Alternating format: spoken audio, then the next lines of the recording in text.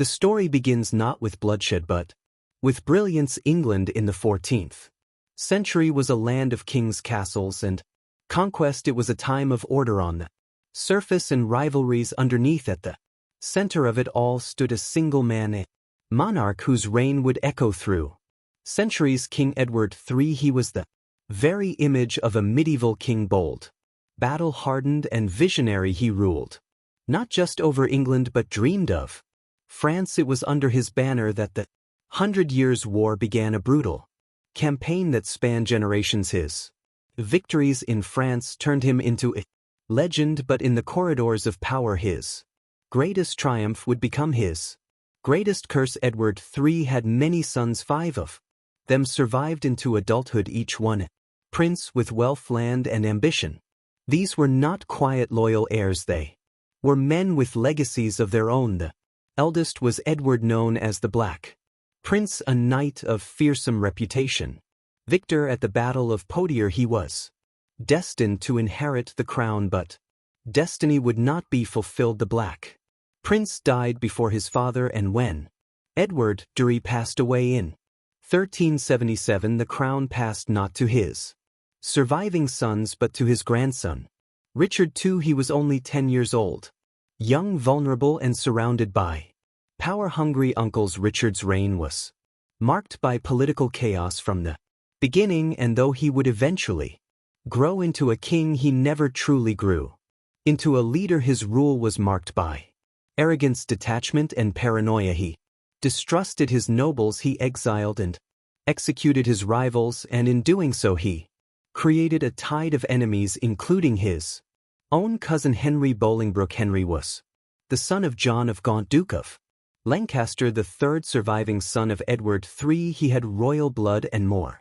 importantly, noble support. When Richard II exiled him and seized his inheritance, Henry returned not in supplication but in defiance. In 1399 he landed in England with an army. The people rallied, the lords switched sides, and King Richard surrendered. Henry Bolingbroke seized the crown and became King Henry, if not by divine right, not by lineage, but by force. This moment was a fracture in the English crown, a king deposed by a cousin, a dynasty now rooted in usurpation. And though Henry ruled with strength and passed his crown to his son Henry V, the hero of Agincourt, cracks beneath the throne remained. Those cracks would become chasms after the death of Henry V. Henry V died young, leaving behind an infant son, Henry VI, the boy not yet crowned, barely weaned, now king of both England and France, but where his father had been a warrior. Henry VI was a gentle soul, a scholar, a pious man, and tragically prone to mental illness. He was not suited to rule under Henry's reign. England faltered. The victories of Agincourt faded. Lands in France were lost. Trade collapsed. Nobles fought openly in the countryside, and as the king slipped in and out of lucidity, others moved to fill the void. One of them was Queen Margaret of Anjou, his ambitious wife. The other was Richard, Duke of York. York was descended from Lionel of Antwerp, the second surviving son of Edward III. His bloodline gave him a stronger technical claim to the throne than the ruling Lancastrian kings, and unlike Henry VI, York was a capable administrator, a commander, and a man of vision. As Henry's health declined, York was made Lord Protector, effectively king in all but name. For a brief moment, England seemed saved, but it would not last. Queen Margaret, determined to preserve her husband's crown for her son, rallied the Lancastrian nobility against York. Political struggle turned to open hatred. Rumors flew. Armies gathered. England stood on the edge of war. The conflict that was about to erupt was not a simple rebellion. It was family against family, cousin against cousin, each side convinced that they, not the other, were the rightful rulers of England. It would become a series of brutal civil wars, stretching over 3 decades. We call them the Wars of the Roses, but understand this: the roses were not merely flowers, they were symbols. Red for Lancaster, white for York, but beneath them were men and women driven by ambition, loyalty, vengeance, and survival. This was not a single war, it was many, a cycle of power seized and lost kings, crowned and murdered children orphaned, thrones stained with blood, and yet it all began with one decision, one break-in. The chain when Henry Bowling broke, deposed Richard II. The divine right of kings was shattered, and in its place rose a kingdom ruled by force, fear, and fate. This is not just the tale of battles and betrayals, it is the story of a kingdom descending into chaos, of people who watched as the royal house tore itself apart, of mothers who wept for sons they never saw again, of a land soaked in blood, not for conquest but for a crown. And so as the sun sets on the Plantagenet, peace and war drums begin to beat across the hills of England. The stage is set for the bloodiest family feud in English history. The English crown once shone with triumph under Henry V. England was feared, victorious, proud, but greatness does not always pass cleanly from father to son. Sometimes it passes as a burden. When Henry F. died in 1422, the throne passed to his son Henry VI, a baby 9 months old. Barely weaned, the crown weighed heavier than he could ever know. In those early years the realm was governed by a council of nobles. The child king was kept from the chaos of power, shielded by protocol and regency, yet the cracks were already forming. Every noble in court saw the opportunity, a throne with no true ruler, a kingdom with no clear voice. As Henry grew, hope stirred. Maybe he would grow into the crown, maybe he would inherit his father's strength, his iron will. But it soon became clear this was no warrior king. Henry VI was gentle, pious, bookish. He loved scripture, scholarship, and silence. He found solace in monasteries, not in the clash of armor.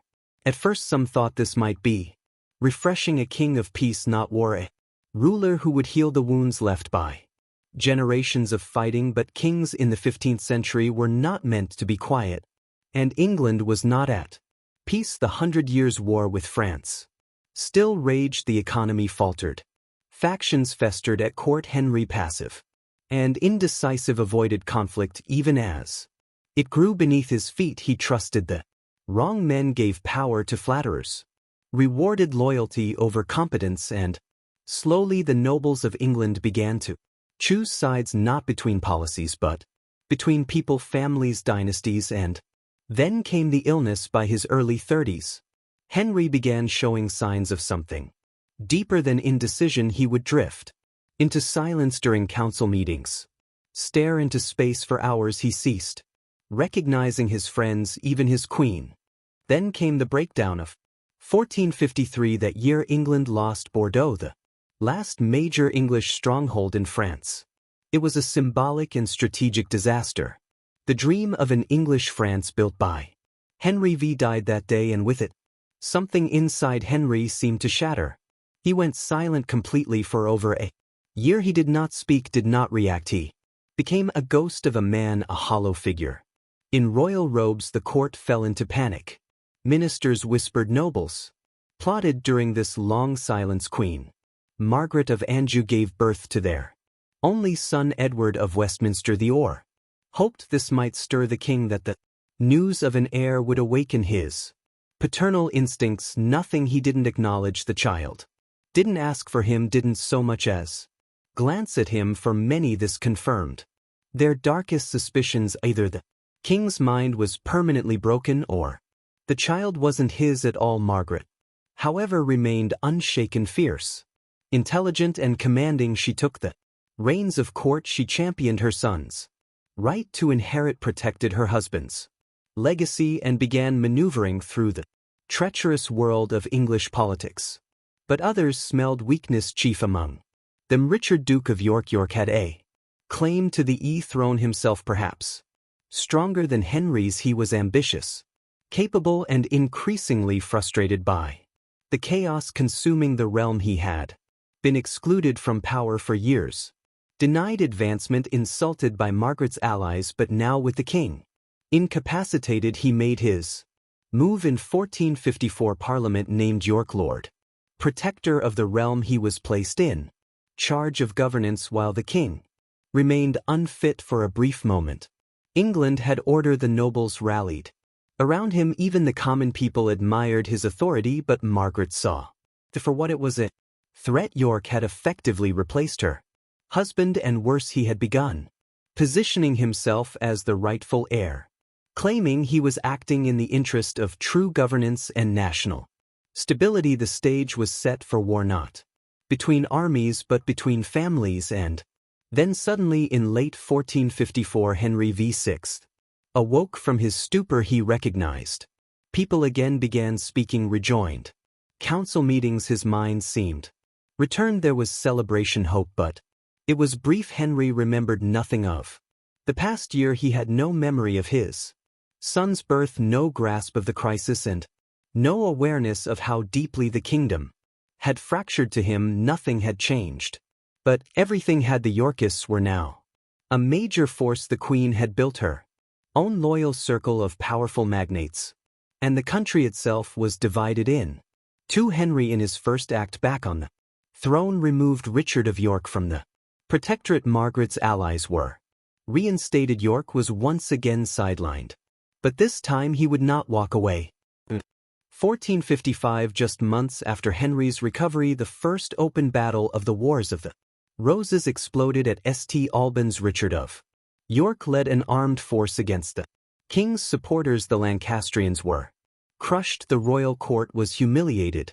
Henry himself was captured. The king, this fragile, broken man, was forced to wear the crown while his enemies ruled in his name. And so the cycle began. Every time Henry's mind faltered, the kingdom teetered. Every time he showed signs of health, Margaret tried to reclaim authority, but York and his descendants would not yield. They would not accept Henry's passivity or Margaret's assertiveness or Edward of Westminster's inheritance. They believed the crown was theirs by right, and England, torn between a mad king and ambitious claimants, began its slow descent into a war that would last for 3 decades. A war born not just from politics or greed, but from the mind of a king who could not rule as Henry VI's mind faltered and England descended into chaos. One figure emerged from the shadows: Richard Plantagenet, Duke of York, a man of royal blood and iron will. Richard was poised to challenge the fragile Lancastrian reign and alter the course of English history forever.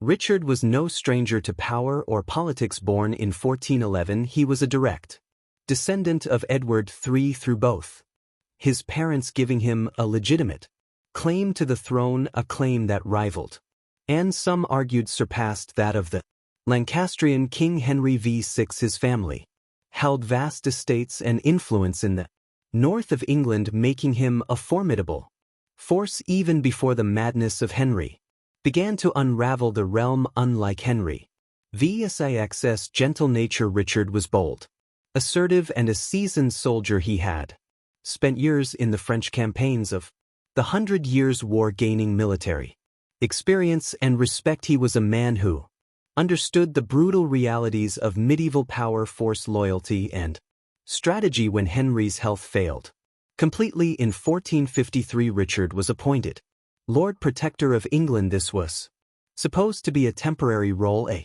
stewardship to manage the kingdom while Henry recovered, but for Richard it was more than stewardship. It was an opportunity to reclaim what he believed was rightfully his. Richard's first acts as protector were decisive. He sought to restore order, reduce the corruption that had crept into the court, and address the growing threat from powerful factions vying for influence. Yet despite his strength and leadership, his time in power was marred by constant opposition. Margaret of Bonju, Henry's queen, refused to relinquish her grip on power. She viewed Richard as a usurper and a threat to her son's inheritance. Loyal Lancastrian nobles rallied around her, forming a bitter factional divide that split the kingdom into 2 camps: Yorkists behind Richard and Lancastrians behind Margaret. The tension between these factions grew with each passing year, fueled by personal grievances, political maneuvering, and old family rivalries. At the heart of this conflict was the question of legitimacy: who had the rightful claim to the English throne. Richard pressed his claim with determination. He argued that Henry VI was unfit to rule due to his mental illness and that the crown should pass to someone capable and strong. Many nobles agreed, tired of the weakness and chaos that had engulfed the country, but others remained loyal to the Lancastrian cause, bound by oath, family ties, or fear of civil war. England stood on the brink of fragmentation in 1455. These tensions exploded into open conflict at the First Battle of St. Albans, the first clash of what would become known as the Wars of the Roses. Richard led his forces against the king's loyalists, striking a swift and brutal blow. The Lancastrians were defeated and the king was taken captive. Though victorious, Richard did not immediately seize the crown. Instead, he reinstated Henry VI as king, but effectively held the real power in his hands. This delicate balance, however, was unstable. Margaret and her supporters refused to accept York's dominance, and the kingdom remained divided. Over the next decade, the struggle between York and Lancaster intensified. Battles erupted across England to see Blur, Heath, Wakefield, Towton, and with each confrontation the stakes grew higher and the bloodshed more horrific. Richard's sons Edward and Richard carried the Yorkist banner with fierce loyalty, continuing their father's fight.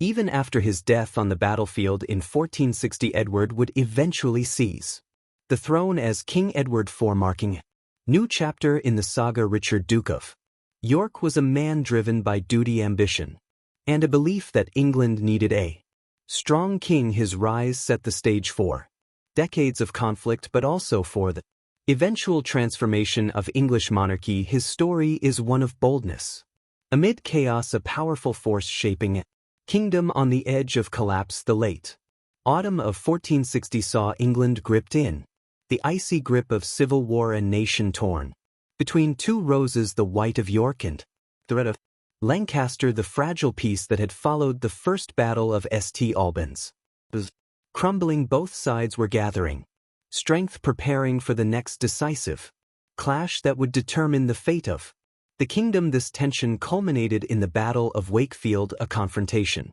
that would prove to be one of the bloodiest and most consequential of the Wars of the Roses. Richard, Duke of York, had been steadily pressing his claim to the throne after being named protector of the realm during King Henry VI's bouts of mental illness. Richard's ambitions had grown by 1460. Richard's political and military maneuvering placed him in direct opposition to Queen Margaret of Anjou. Henry's fierce and determined consort, Margaret, unwilling to allow Richard to usurp her son's crown, marshaled her Lancastrian loyalists for war. The north of England was a crucial battleground, traditionally Yorkist in sympathy. The region was both Richard's power base and his battlefield. However, by December of that year, the Lancastrians had regrouped and sought to crush Richard's forces once and for all.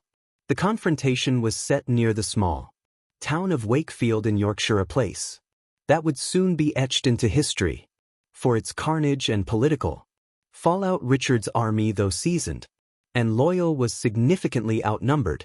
Estimates vary, but Lancastrian forces likely outmatched Yorkists by at least 2-1. The Lancastrian commanders, among them Henry Beaufort, Duke of Somerset, and John Clifford, were ruthless and determined to end the Yorkies' challenge decisively. In the days leading up to the battle, there are accounts of strategic deception by the Lancastrians. Some historians suggest that they use misinformation to lure Richard out of his defensive position. Richard, confident in his leadership and desperate to deliver a knockout blow to his enemies, marched his forces to meet them in battle. Despite the odds, the Battle of Wakefield took place on a bitterly cold December 30th. As the armies clashed, the Yorkists fought with desperation and courage, aware that the outcome could decide the future of England. The Lancastrian forces, larger and better supplied, quickly gained the upper hand. The Yorkies were surrounded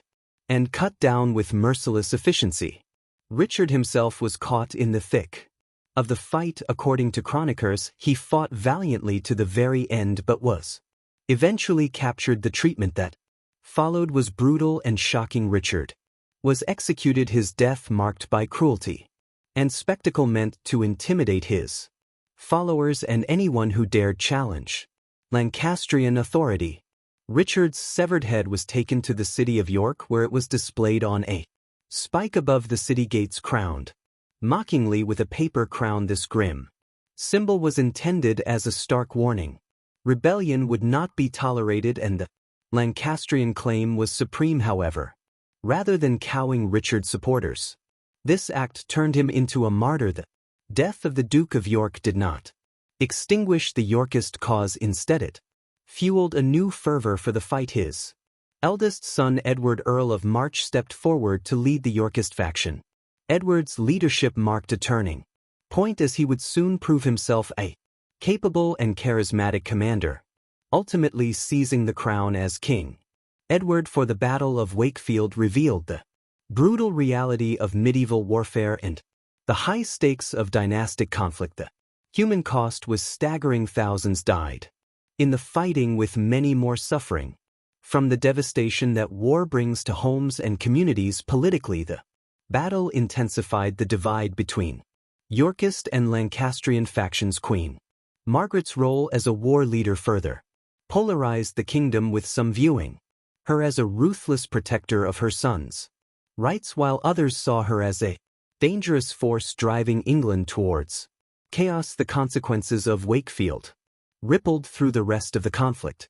The Lancastrians' temporary victory was hollow. Though they had eliminated Richard, the symbol and spirit of Yorkism lived on. Edward's eventual victory at the Battle of Towton in 1461, the largest and bloodiest battle of the Wars of the Roses, would overturn Lancastrian gains and usher in a new dynasty. Wakefield was a stark lesson in the ruthless nature of power struggles and the fragility of peace in a divided land. It showed how personal ambition, loyalty, and betrayal could ignite civil war that devastated a nation. The Battle of Wakefield stands as a somber reminder of the cost of war, not just in lives lost but in the fracturing of a country's soul. Richard, Duke of York's legacy endured not only through his children but as a symbol of the struggle for order, strength, and legitimacy in medieval England. The Battle of Towton,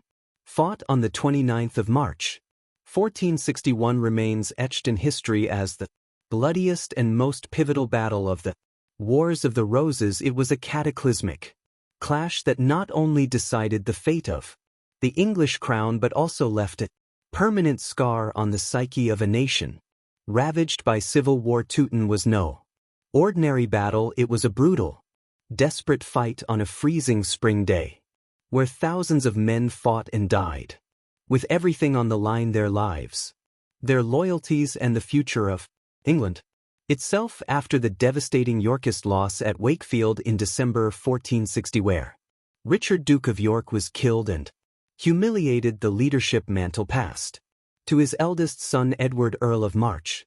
Edward was only in his early 20s, but he was sharp, ambitious, and possessed a natural charisma that quickly rallied the Yorkist cause. His father's death became the catalyst that fueled Edward's determination to reclaim his family's legacy and assert his right to the English throne. Meanwhile, the Lancastrians, led by the formidable Queen Margaret of Anjou, remained fierce in their determination to protect her husband, King Henry Viscount, and their young son, Prince Edward. Margaret was not a passive royal consort. She was a relentless and fiery leader who inspired fierce loyalty among her supporters. She was determined to end the Yorkish threat once and for all. Towton was to be the final showdown between these two forces, York and Lancaster, each representing not just a royal house but a vision of England's future. The stakes could not have been higher. The winner of Towton would hold the crown and control the fate of the kingdom, while the loser would be swept away in the bloody tides of history.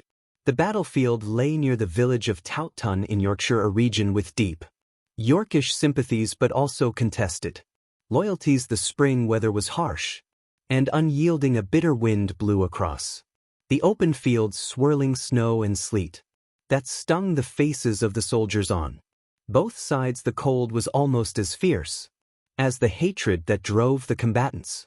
Historical accounts estimate that anywhere from 50,000 to 80,000 men were engaged in the battle, making Toten one of the largest and deadliest conflicts ever fought on English soil. The vast scale of the armies ensured that the carnage would be unparalleled for many soldiers. This battle was a fight not only for their lords but for survival itself. The day began with the distinctive sound of war horns and the clatter of armor. Both sides had deployed their forces.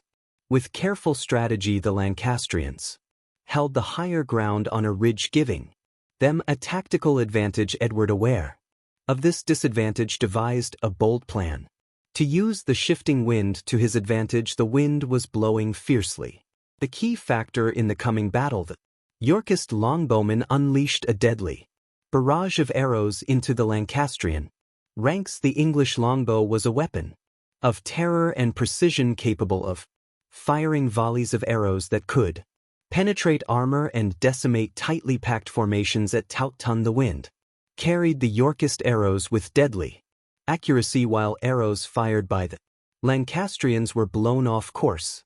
The skies darkened as thousands of arrows rained down, creating a hailstorm of death. The ground quickly became littered with fallen men and horses, and the air was thick with the sounds of pain, fear, and battle cries. This opening archery duel set the tone for the ferocity and high casualty rate that would follow.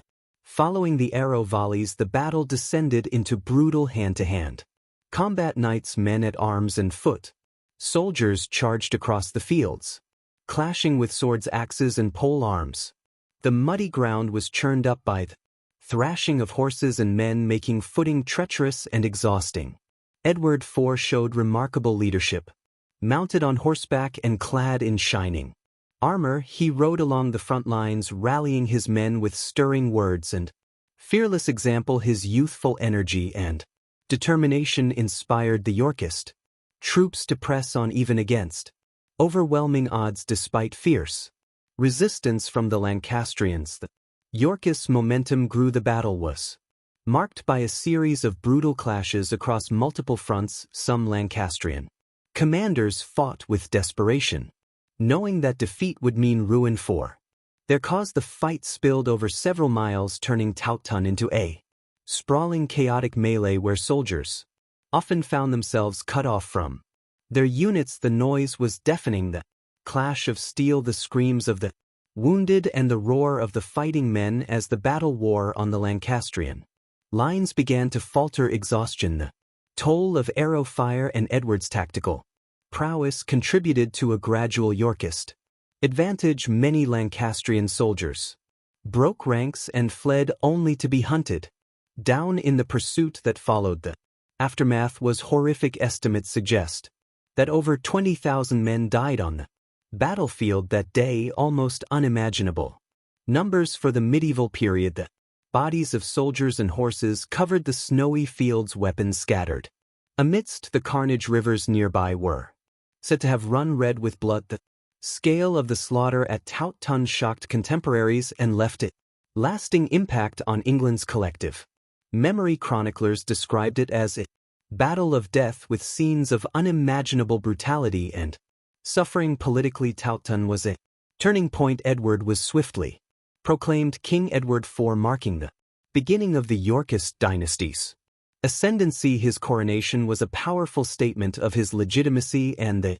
success of the Yorkist cause. However, the Lancastrian faction was not completely extinguished. Queen Margaret of Anjou and Prince Edward fled into exile but vowed to continue fighting. The war, though decisively tilted towards the Yorkists, was far from over. Towton also revealed important changes in medieval warfare. The battle showcased the devastating effectiveness of the English longbow and the importance of leadership, morale, and tactical innovation. It was a precursor to the evolving nature of warfare that would eventually lead to the decline of heavily armored knights and the rise of more disciplined infantry and ranged weapons. The Battle of Towton remains a symbol of sacrifice, courage, and the tragic cost of dynastic conflict. It serves as a stark reminder of how power struggles can tear apart a nation and how the pursuit of a crown can lead to unimaginable bloodshed. Towton's legacy is not only written in the pages of history but also in the memory of those who fought and died on that frozen field, a testament to the brutality of civil war and the fierce determination of those who fought for the future of England. With the crushing victory at Towton, Edward IV ascended to the throne, heralding a new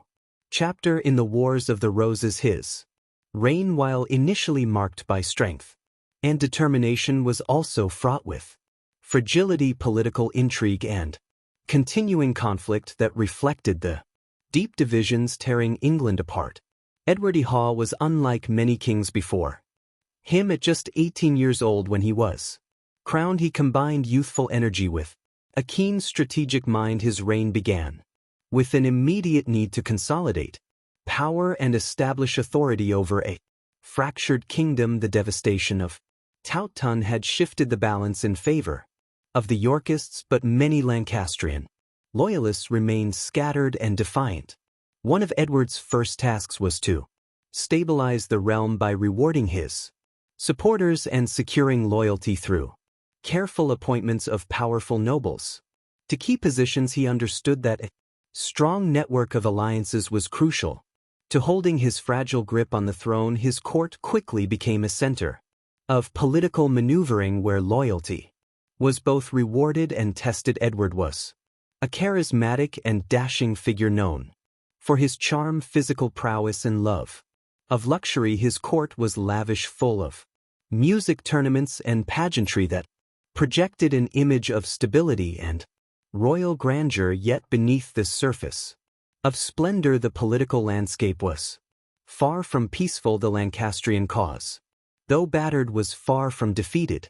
Queen Margaret of Anjou remained a formidable opponent, rallying supporters and launching guerrilla campaigns from exile. The Lancastrians retained control over certain regions, keeping the flames of rebellion alive. Edward's reign was also challenged by internal Yorkist divisions. Powerful nobles like the Earl of Warwick, known as the Kingmaker, wielded tremendous influence. Warwick had been instrumental in Edward's rise but grew increasingly resentful as Edward's favor shifted toward other courtiers. This tension would later erupt into open conflict, illustrating how fragile political alliances could be during this era. Economically and socially, England was recovering from years of warfare, but the scars were evident. Many lands had been ravaged, populations displaced, and resources drained. The burden of war weighed heavily on common folk who struggled to rebuild their lives amidst ongoing uncertainty. Religious institutions played a significant role during this time, offering sanctuary and support but also becoming entwined in political affairs. Monasteries and churches often acted as centers of both spiritual guidance and political influence, mediating between warring factions. Despite the constant threat of renewed fighting, Edward IV worked to implement policies aimed at strengthening royal authority and restoring order. He negotiated with powerful nobles, managed complex feudal relationships, and sought to project an image of a just and capable ruler. The king's military campaigns continued, though none matched the scale or bloodshed of Towton. Skirmishes and localized battles flared across the countryside, reminding everyone that the war was far from over. Edward's ability to respond swiftly and decisively to these threats was crucial in maintaining his reign. One of the most dramatic moments of Edward's rule came in 1469, when the Earl of Warwick rebelled against him. Warwick had become disillusioned by Edward's marriage to Elizabeth Woodville, a commoner, which alienated many nobles. Warwick switched allegiances to the Lancastrians, temporarily restoring Henry VI to the throne in a stunning reversal. Edward fled to Burgundy, gathering support for a comeback. His return to power in 1471 was swift and decisive, culminating in battles at Barnet and Tewkesbury, where Warwick was killed and the Lancastrian heir Prince Edward was captured and later executed. This marked a brutal end to the immediate Lancastrian threat and reaffirmed Edward's position. However, Edward's reign was marked by continued instability beneath the surface, the underlying divisions between Yorkist factions, the unresolved claims of Lancastrian loyalists, and the fragile nature of political alliances meant peace was often temporary and uneasy.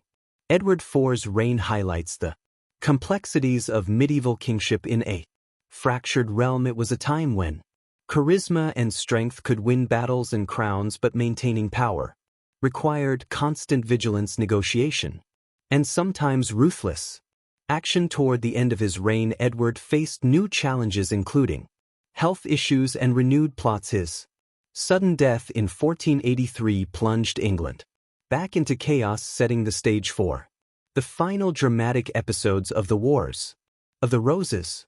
Edward IV's period on the throne was a fragile piece of precarious balance between war and diplomacy. It was a reign that shaped the course of English history, leaving behind a legacy of both triumph and turmoil. Edward IV's reign, though marked by significant victories and attempts at consolidating power, was far from stable. The underlying tensions within the Yorkist camp, combined with ongoing Lancastrian resistance and Edward's personal choices, gradually eroded the fragile peace he had fought so hard to maintain. The final years of Edward's rule set the stage for one of the most dramatic and controversial chapters in the Wars of the Roses: his sudden death and the tumultuous rise of his younger brother Richard, Duke of Gloucester, who would become Richard III. Edward IV's health began to decline unexpectedly in the early 1480s. After years of constant warfare, political intrigue, and the stress of ruling a divided kingdom, his robust youth gave way to frailty. The exact cause of his death in April 1483 remains a subject of historical debate, but contemporary accounts suggest he suffered from a mysterious illness that rapidly worsened. His untimely death shocked the realm, leaving the throne vulnerable and uncertain. Edward's eldest son, Edward V, was only 12 years old when he succeeded to the throne. This boy king's youth and inexperience made the kingdom ripe for power struggles. In medieval England, a minor ruler was often the figurehead, with real power wielded by regents or powerful nobles. It was in this volatile environment that Richard, Duke of Gloucester, stepped forward. Initially as protector and guardian to his nephew, Richard was a figure both feared and admired, known for his fierce loyalty to the Yorkist cause and his reputation as a skilled warrior. He had earned the trust of many nobles, yet his ambition was equally well known. Richard's role in the new regime was critical. The kingdom needed a strong leader to maintain order and keep the Lancastrian threat at bay. However, the peaceful transition of power was not to be. Rumors began to swirl about the legitimacy of Edward IV's claim to the throne. Whispers grew louder that Edward IV's marriage to Elizabeth Woodville was invalid, rendering their children illegitimate and unfit to inherit the crown. These rumors, whether politically motivated or grounded in truth, provided the foundation for Richard's controversial claim. In June 1483, Edward V was lodged in the Tower of London, the traditional place for royal prisoners, but also the customary residence for monarchs awaiting coronation. His stay there, however, was ominous. Richard, exercising his authority as Lord Protector, quickly moved to consolidate power, sidelining the boy king and his supporters. Shortly thereafter, the princes in the Tower, Edward IV and his younger brother, Richard, Duke of York, vanished from public view. Their disappearance remains one of England's most enduring mysteries. It is widely believed that they were murdered, though the precise circumstances and perpetrators remain uncertain. Many contemporaries suspected Richard III, though historians debate the extent of his involvement. Richard's assumption of the throne was swift and decisive. In July 1483, he was declared King Richard III by Parliament, legitimizing his claim through the act known as titulus regius, which annulled Edward IV's marriage and declared his children illegitimate. Richard was crowned amidst controversy, his reign shadowed by the suspicion and fear stirred by the fate of the princes. Richard II's rule was a complex and troubled one. On one hand, he was a capable administrator and military leader. He took immediate steps to strengthen royal authority, improve justice, and quell dissent. He held several parliaments and worked to stabilize the realm after years of near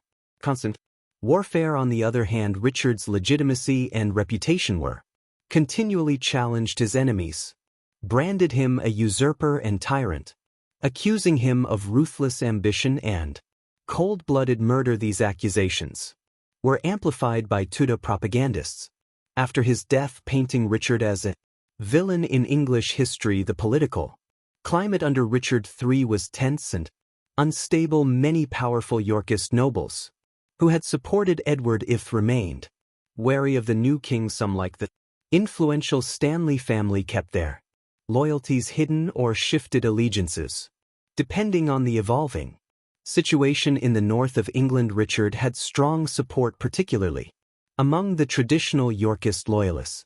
However, in the south and west, many nobles were discontented and saw Richard's rule as an opportunity to revive Lancastrian ambitions or pursue their own agendas. Meanwhile, the Lancastrian cause was far from extinguished. Henry Tudor, a distant relative of the Lancastrian line living in exile in Brittany and France, had become the figurehead for opposition to Richard III. His claim was weaker than that of the princes in the Tower, but his supporters rallied around him as a unifying symbol of resistance. The final years of Richard's reign were dominated by the looming threat of invasion. Henry Tudor gathered support from disaffected nobles and foreign allies, promising to end the civil strife, surround Richard, and overwhelm his army.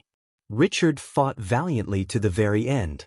According to historical accounts and popular legend, he cried, "Elra horse, a horse my kingdom," for a horse desperately seeking a mount to continue the fight.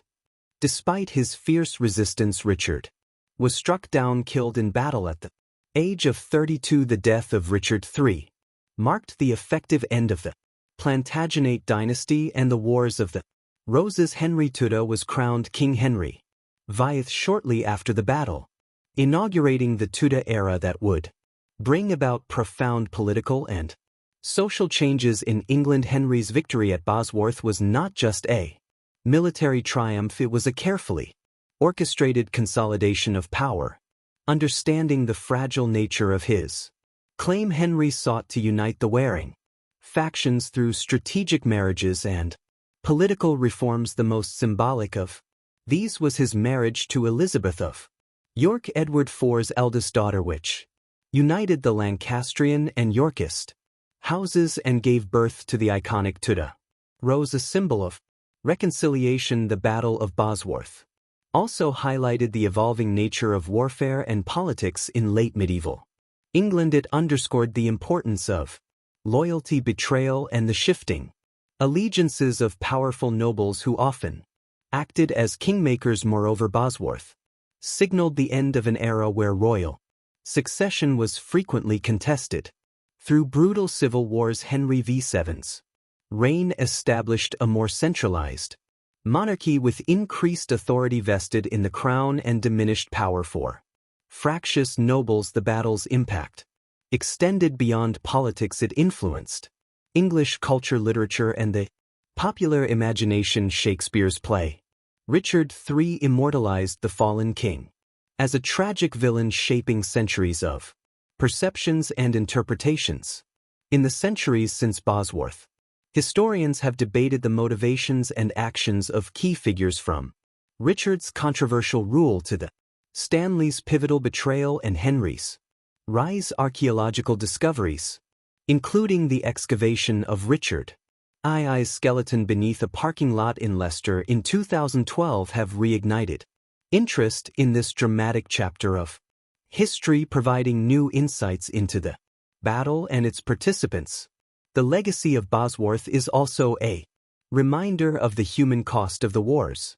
Of the Roses, thousands died in the conflict, families were torn apart, and the kingdom was left scarred. Yet from this chaos emerged a new dynasty that would oversee England's transition from medieval feudalism to Renaissance power. In reflecting on Bosworth Field, we see a microcosm of the Wars of the Roses, itself a fierce struggle for legitimacy, power and survival played out on a grand stage of shifting loyalties and uncertain futures. The battle was a violent end to a tumultuous period, but also the beginning of a new chapter in English history, one marked by cautious hope and the promise of stability. With the fall of Richard III at Bosworth Field, Henry Tudor ascended to the English throne as King Henry VIII, marking the beginning of the Tudor dynasty. His rise was not just the conclusion of a brutal civil war, but the dawn of a new era defined by cautious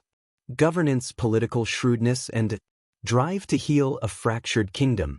Henry's claim to the throne was not ironclad by bloodline alone. His lineage came through the Lancastrian side, descending from John of Gaunt III, son of Edward III, but his bloodline was distant and complicated. Many considered him a relatively obscure nobleman with a tenuous right to rule. His victory at Bosworth was won more through political skill, military opportunism, and the backing of powerful allies than pure hereditary claim. Aware of the fragility of his position, Henry VII moved swiftly to consolidate his power. His first priority was securing his legitimacy as king in the eyes of the English nobility and the general populace. To achieve this, he took steps that were both symbolic and practical. One of his most significant political moves was his marriage to Elizabeth of York in January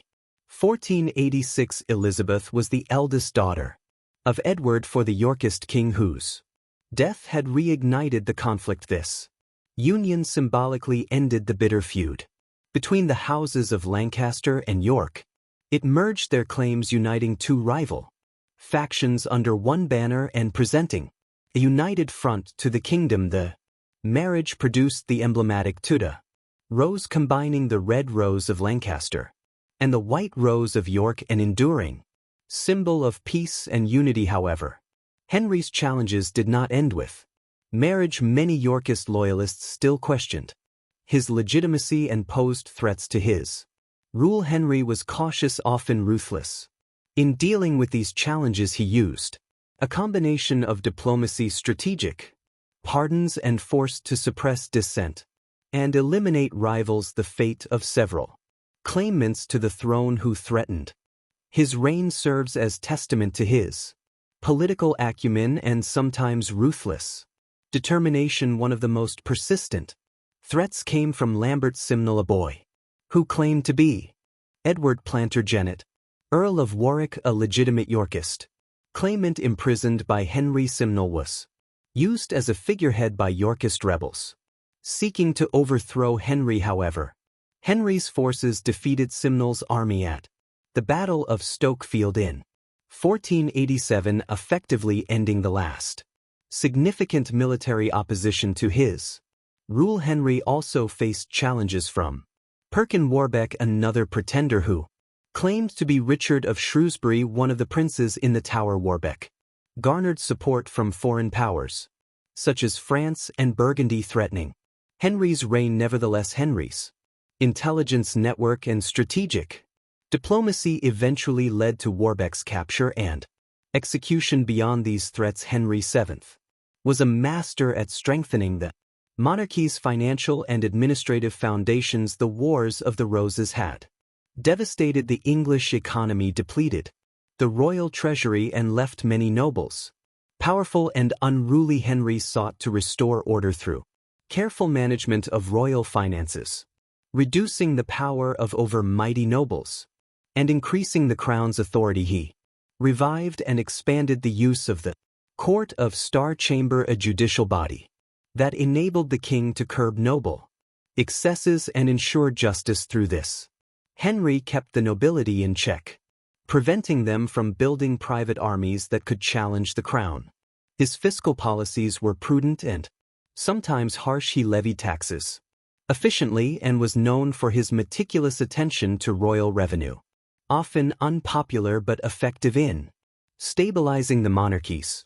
Finances. Henry VII's foreign policy was similarly cautious and calculated. He sought to avoid costly wars that could drain resources and provoke instability.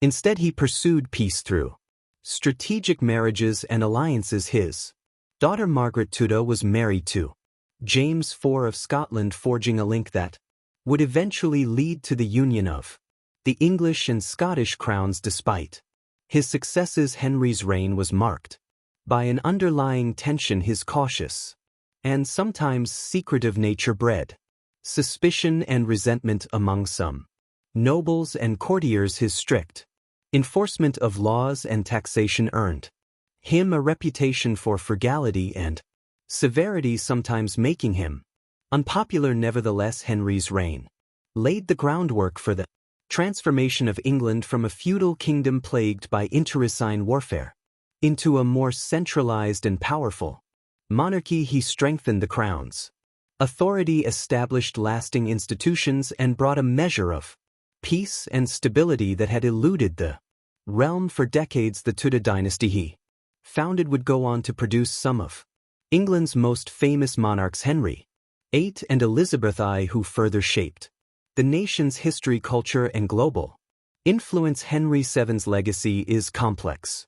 He was not a charismatic or beloved ruler like some of his successors, but his shrewdness, political savvy, and determination prevented England from slipping back into chaos. He was a survivor who understood the brutal realities of power and did whatever it took to maintain it. As the dust settled on the Wars of the Roses, Henry's rise signaled a new chapter, one where England would emerge from civil war to become a nation poised for the Renaissance and global expansion. The Tudor era began as a cautious restoration but would soon blossom into a period of profound change and enduring legacy. The ascension of Henry VIII was not simply the conclusion of decades of civil war, but the beginning of a fundamental transformation in English governance, society, and monarchy. Henry's reign marked a decisive shift from the chaotic feudal and conflicts of the Wars of the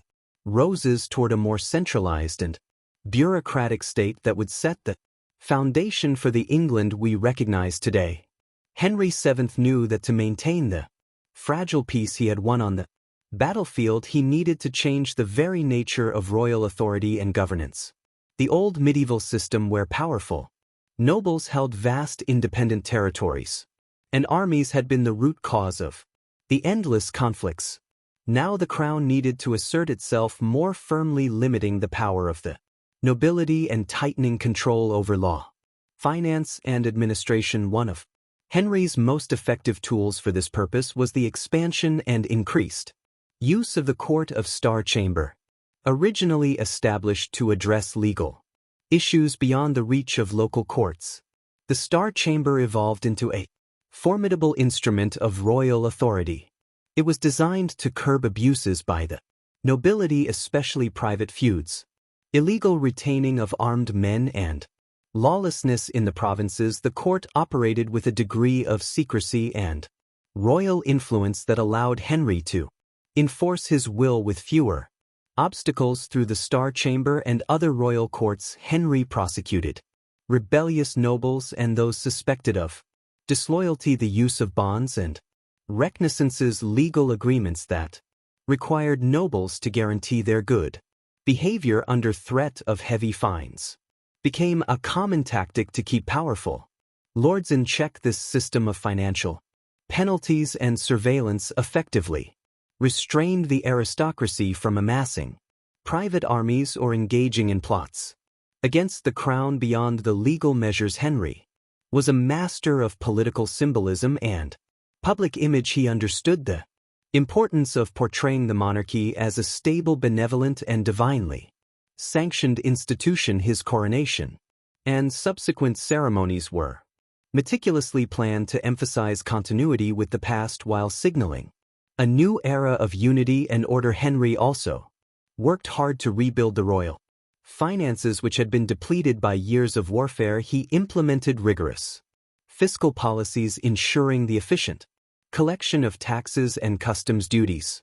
While his measures were sometimes seen as harsh or stingy, they successfully replenished the treasury and funded the government's operations without resorting to excessive borrowing or weakening the crown's independence. The strengthening of royal finances allowed Henry to maintain a standing army loyal to the crown rather than relying solely on feudal levies from the nobles. This was a subtle but significant step toward the modern state where the monarch controlled the means of force more directly. International diplomacy was another arena where Henry exercised careful strategy. His foreign policy was largely defensive and pragmatic. After years of costly wars under his predecessors, Henry aimed to keep England at peace with its neighbors while securing alliances that would bolster his legitimacy and security. Marriage alliances played a key role in this diplomatic strategy. Aside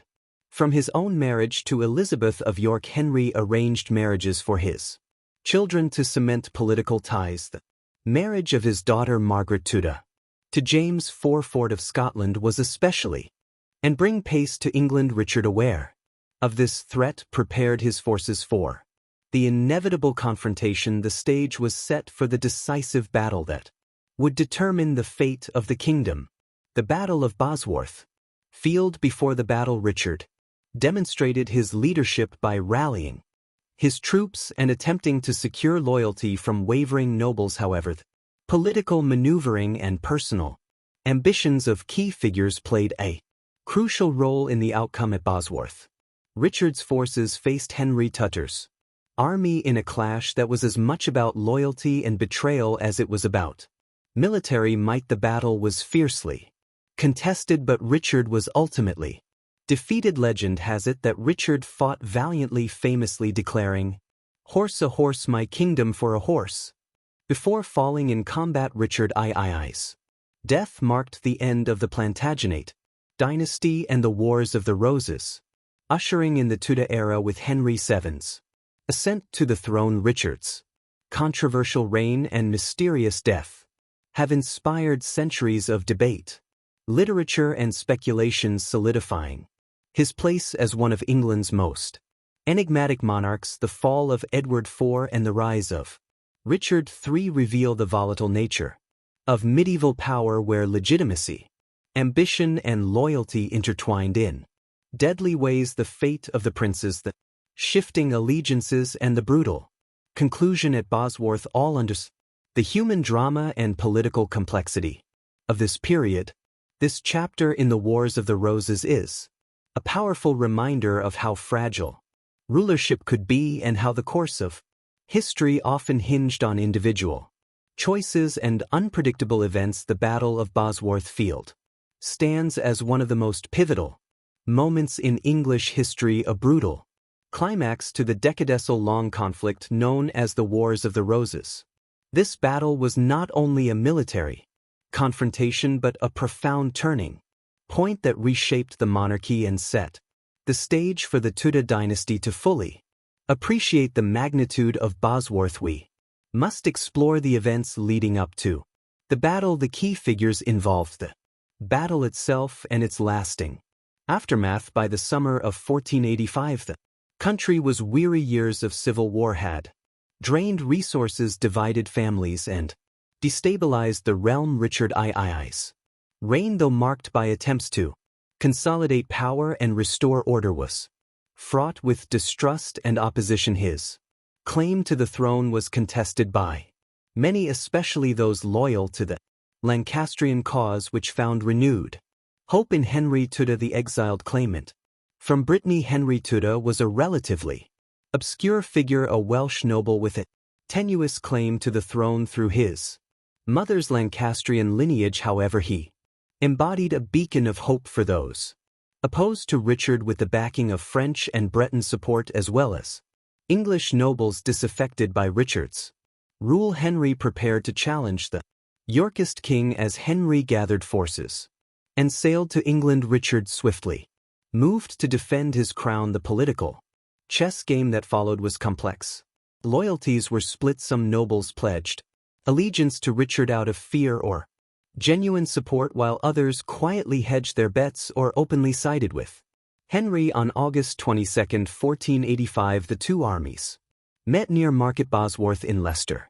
The battlefield was a relatively small, uneven area surrounded by woods and farmland. The size of the forces was roughly comparable with estimates suggesting Richard commanded about 12,000 men while Henry's forces numbered around 5,000. Tarson to 8,000 bolstered by experienced French soldiers. Richard's army was composed primarily of loyal Yorkish nobles and experienced soldiers, confident in their king's leadership and desperate to defend the throne. Henry's troops, although fewer in number, were motivated by the promise of a new order and the hope of ending decades of bloodshed. The battle began with skirmishes and probing attacks, but soon escalated into a fierce and chaotic melee. Richard personally led his troops with characteristic bravery and determination, seeking to strike a decisive blow against Henry's forces. One of the defining moments came